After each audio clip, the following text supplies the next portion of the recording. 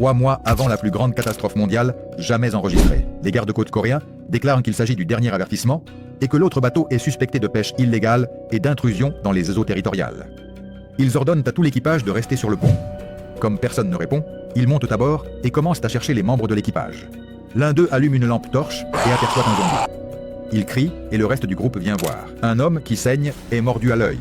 Le zombie reçoit un violent coup au visage, il saute pour attaquer à nouveau, mais il est abattu avant de pouvoir mordre quelqu'un d'autre. Ils se demandent ce qui vient de se passer. Alors qu'ils retournent à leur navire, la personne mordue commence à attaquer les autres. C'est ainsi que la transmission s'interrompt. Le professeur Seok-tae explique ensuite les événements au président. Celui-ci pense que cette menace pourrait être plus dangereuse qu'une bombe atomique.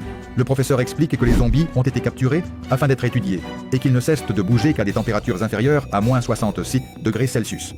Le président lui donne 2 ans pour trouver un vaccin afin de transformer ces créatures en une arme redoutable. Pendant le transport des zombies, le convoi tombe dans une embuscade et ses pneus sont crevés. Les assaillants éliminent les agents qui escortaient le camion lors d'un échange de coups et de tirs. Ils capturent ensuite le professeur et lui demandent le mot de passe. Il répond qu'il ne le connaît pas et que ces informations sont confidentielles. Ils le poignardent au visage. Après avoir été frappé de nouveau, il finit par révéler le mot de passe. Ils ouvrent alors le conteneur et le chef s'approche pour inspecter l'intérieur.